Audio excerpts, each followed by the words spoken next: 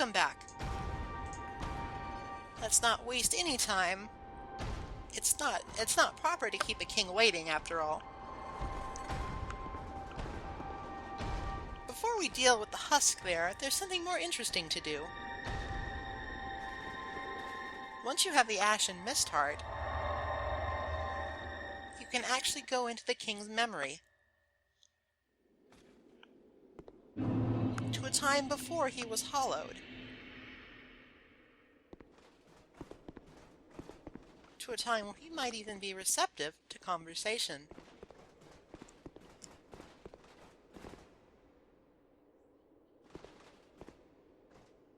Seeker of fire, coveter of the throne. I am Vendrick, ruler of Drang Lake.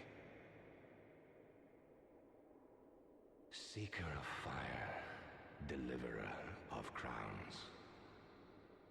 What do you see in the flames? Find the crowns and your own answers. The crowns hold the strength of lords from times long past. Seek adversity, as befits you, seeker of fire, coveter of the throne.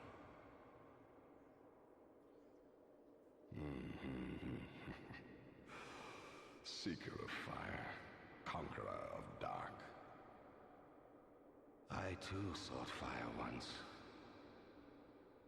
With fire, they say, a true king can harness the curse. A lie, but I knew no better. Seeker of fire, you know not the depth of dark within you. It grows deeper still, the more flame you covet.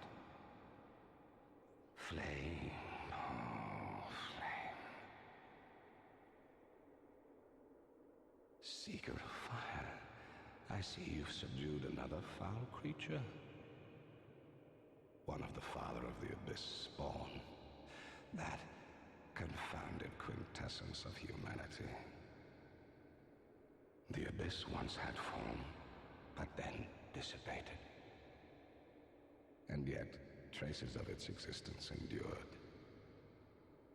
Each fragment, thirsting for power, spread dark with no relent. My dear Chandra was one such fragment. A feeble, tiny thing that thirsted for power more than any other. Driven by insatiable lust for a worthy vessel. Fire came to be, and with it, disparity. Heat and cold, life and death, light and dark. Dark was seen as a curse. Shadow is not cast, but born of fire. And the brighter the flame, the deeper the shadow. Inherit fire and harness the dark. Such is the calling of a true leader. Dark was seen as a curse. Shadow is not cut, and the brighter the flame, the deeper the shadow. Inherit, such is the calling of a... That's all he has to say for now. He will gradually open up new dialogue options as you gather more crowns from the DLC. Since we already have all three, there is only one more option that we have to unlock it with, and that is King Vendrick's crown. However, as you might expect, to obtain it, you must first deal with what became of Vendrick. To do so, however, we need souls of giants. Even in undeath and hollowness, Vendrick is extremely powerful. Without the anger that these souls radiate, our attacks will do very little damage to him. Without at least 4, this fight is borderline unwinnable. 5 is the magic number that will reduce his defense to normal. Now, you can get the souls properly via all the giants and the dragon soul, not the dragon soul, the ancient dragon. However, if you want to take on this fight with all 5, I recommend just using a bonfire aesthetic in Black Gulch. You'll get another giant soul from killing the two in the pit. Now for the fight proper. Much like the ancient dragon, Vendrick will not actually aggro you until you hit him a bit.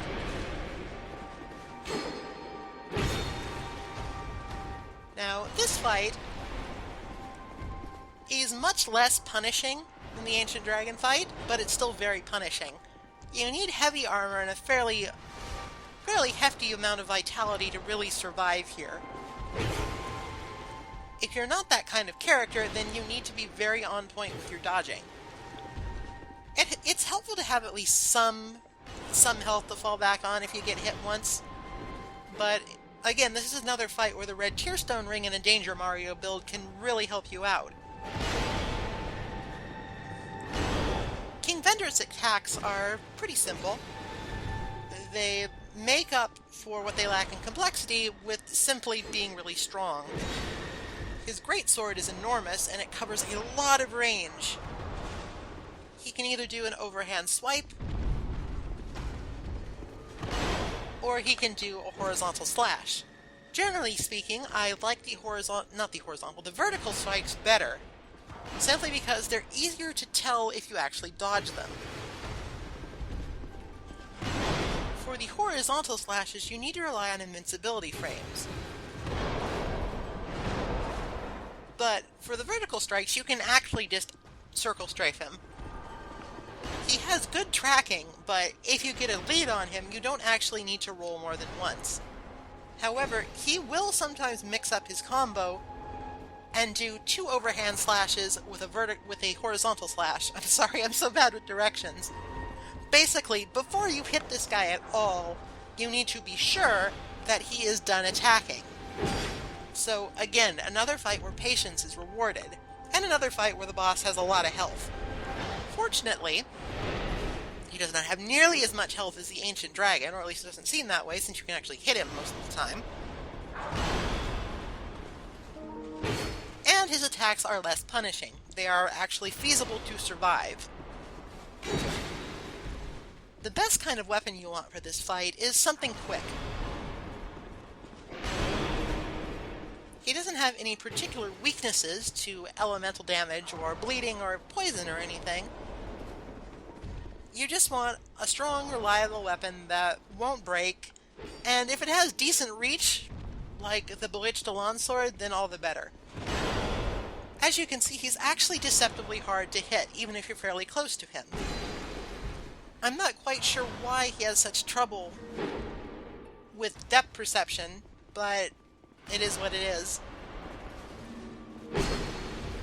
The closer you are to him, generally speaking, the safer you are, simply because his weapon is so big, he's got a bit of a blind spot. Another good weapon for this would be the Helix Halberd, actually. It's not as fast as some other weapons, but it does a lot of damage in a single shot, which can be better. The window to safely hit Vendrick is fairly small.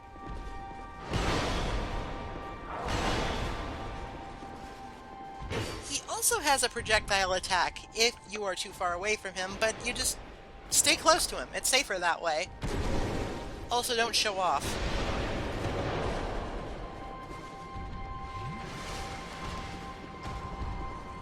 I wanted to kill him off with the super special magic sword, but sometimes you get punished for your hubris. Fortunately, I had enough health to take the hit. And while that was slightly embarrassing, at very least, it wasn't ruinous. Curiously, when you kill Vendrick Shell, his soul and his crown are nowhere to be found.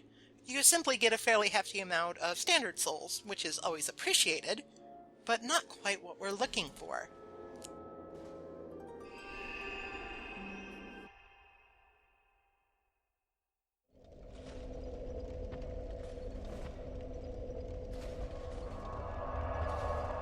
The treasures that we seek are hidden far away, actually. Actually, not so far away in the scheme of things, but they're in a different area anyway. We need to head back to the ever-lovely Shrine of Amana.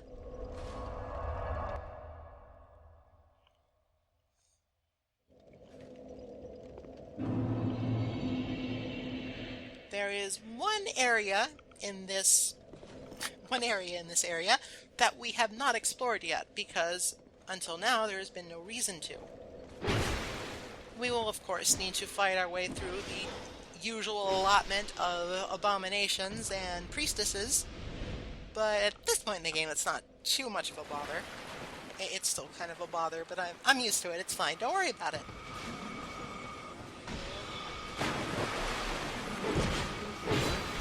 I think, honestly, I mostly just want to show off more of Alon's sword in action because it's one of my favorite weapons in the game. It's very unique because of its size. It's like a katana, but in some ways it functions more like a halberd. In fact, its one-handed attacks are actually very similar to halberd attacks. I don't usually use this weapon one-handed, though, because then you can't use the buff.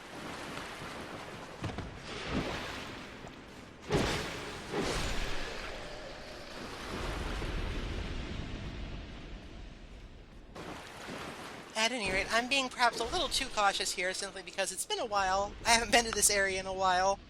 I don't want to fall off into the black murky abyss. That would be embarrassing. Not to mention a time waster. So I'm just taking things slowly.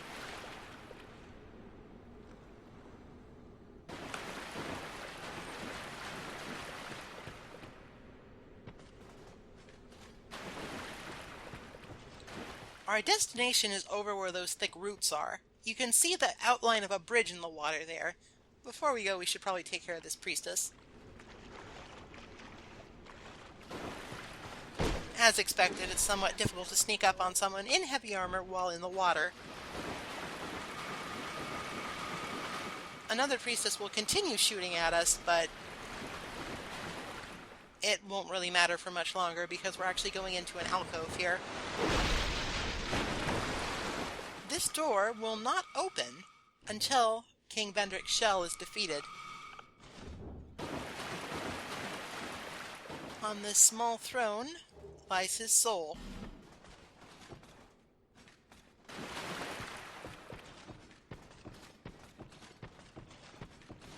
In the chest at the side is the king's set, including the all-important king's crown. We now have everything we need to go and converse with Vendrick's memory.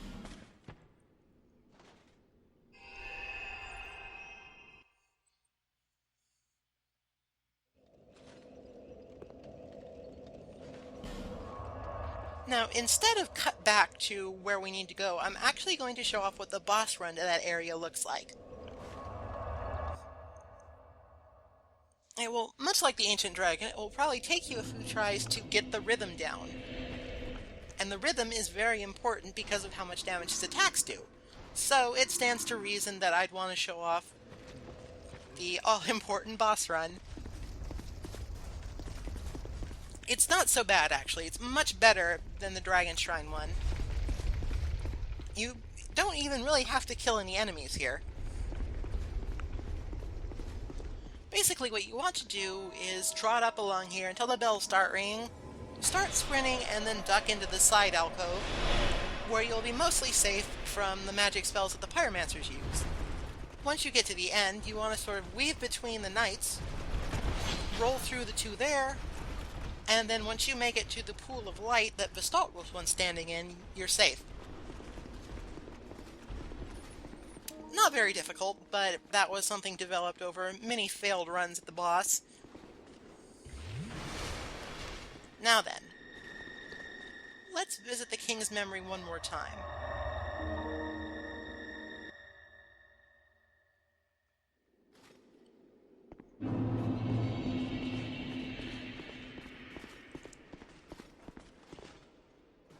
One day fire will fade, and dark will become a curse.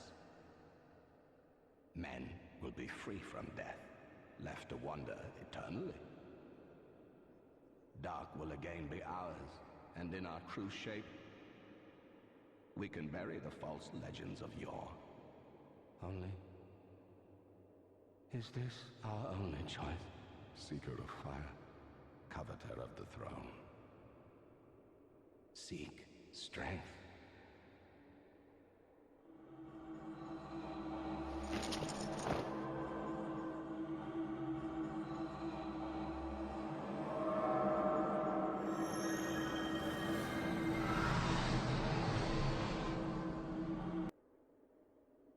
The rest will follow.